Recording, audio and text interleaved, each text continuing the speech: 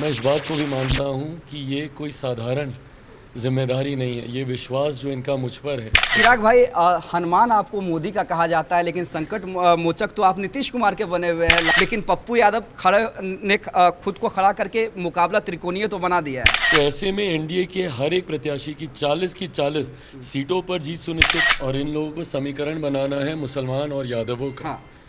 एक यादव इनसे बर्दाश्त नहीं हो रहा। इन लोगों को लगता है कि यादव का मतलब सिर्फ लालू परिवार, और उसके बाद बिहार के सारे यादव जिए मरे, उससे इन लोगों को कोई फर्क नहीं पड़ता। ऐसे में ये किसी युवा को आगे नहीं रखते हैं, क्यों? कहीं कोई इनसे बेहतर ना निकल जाए। मैं इस बात को भी मानता हूँ कि ये कोई साधारण जिम्मेदारी नहीं है, ये विश्वास जो इनका मुझ पर है, ये साधारण जिम्मेदारी नहीं है। ऐसे में बस इतनी कामना करता हूँ कि ऊपर वाला मुझे इतनी शक्ति दे कि इन सब की उम्मीदों पर खरा उतरे। चिराग भाई, हनुमान आपको मोदी का कहा जाता है, लेकिन संकट मोचक तो आप नीतीश कुमार के बने हुए हैं। लगातार जहां भी नीतीश कुमार के प्रत्याशी हैं वहां पर जा रहे हैं, वोट मांग रहे हैं, जिताने की अपील कर रहे हैं। और वैसे में खासकर पूर्णिया, क्योंकि मामला फंसा हुआ है। देखिए, ठीक है, दावे दोनों तरफ से किए जा रहे हैं, लेकिन पप्पू यादव ने खुद को खड़ा करके मुकाबला त्रिकोणीय तो बना दिया है। देखिए, त्रिकोणीय मैं नहीं मानता, क्योंकि आज मैं खुद वहाँ पर गया था, और संतोष भाई जो वहाँ से चुनाव लड़ रहे हैं, संतोष कुशवाहा जी, पुराने हम लोग के भी साथी रहे हैं। हम दोनों एक साथ ही सदन में घुसे थे, 2014 में भी, 2019 में भी। तो जिस तरीके से पिछले 10 सालों में उनका कार्यकाल रहा है, जिस तरीके से उन्होंने अपने क्षेत्र के लिए काम किया है, जनता का विश्वास है।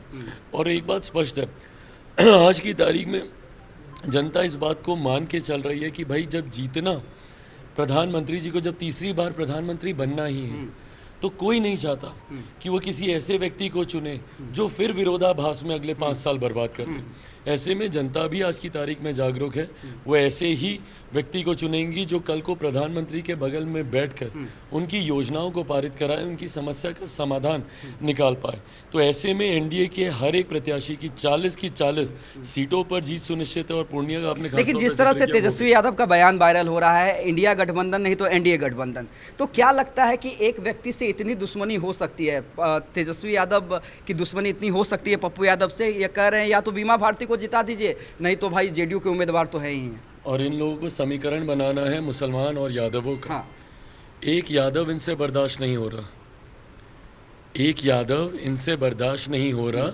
और बात करते हैं ये प्रदेश भर के यादवों की, अपने ही स्वजाति पे इतनी दुश्मनी, भाई ये कुछ नहीं है, ये इन लोगों का अहंकार है।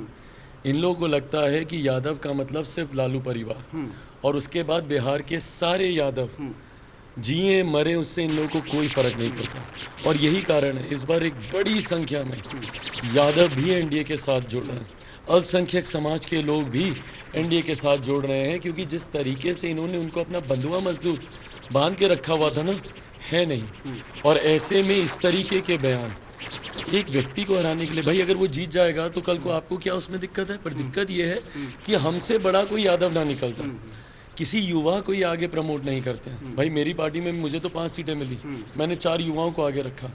ऐसे में ये किसी युवा को आगे नहीं रखते हैं, क्यों? कहीं कोई इनसे बेहतर ना निकल जाए। बिहार के तेज तरार युवाओं को दिल्ली जाकर चुनाव लड़ना पड़ता है, क्यों? ताकि इनकी सीट। ये दो जो कार्य हैं कैसे चिराग पासवान पूरा करेंगे? और हाजीपुर तो आपके लिए, क्योंकि हाजीपुर तो अब आपके लिए जनता लड़ रही है, आप तो दूसरे के चुनाव प्रचार में ज़्यादा लगे हुए हैं। नहीं भाई, बिल्कुल हाँ, सही बात है। मैं अभी दूसरी जगह ज़्यादा घूम रहा हूँ, जनता ही अभी हाजीपुर में हमारा ध्यान रख रही है, उन्होंने रखा ही है हमेशा। बट बहरहाल ये है प्राथमिकताओं में मेरी। उद्योग जब तक नहीं लगेंगे तब तक पलायन रुकेगा नहीं। और जैसे हमारे प्रधानमंत्री जी बोलते हैं कि अभी ट्रेलर था, बहुत सी चीज़ों को अभी ठीक किया गया है। जब तक नींव मजबूत नहीं होगी उसके ऊपर इमारत खड़ी नहीं की जा सकती। मुझे लगता है मेरे नेता, मेरे पिता ने काफ़ी हद तक उस नींव को मजबूत किया है। अब उस पर इमारत को बुलंदी से खड़ा करने के लक्ष्य के साथ, भाई परिणाम आने दीजिए, अभी तो रिलीज़ होगी 4 तारीख को, तो उनको पता चलेगा। आइए इधर। चलिए, रिलीज होगी 4 तारीख को, तब तेजस्वी यादव को परिणाम पता चलेंगे। तो हम चिराग पासवान से बात कर रहे थे कि हाजीपुर को लेकर क्या प्लान है और पूर्णिया को लेकर किस तरह से जो तेजस्वी यादव पप्पू यादव से खार खाए हुए हैं, उसको लेकर चिराग पासवान का क्या कहना है। देशवा न्यूज पर वीडियो देखने के लिए लाइक करें, सब्सक्राइब करें, साथ ही बेल आइकन दबाना न भूलें।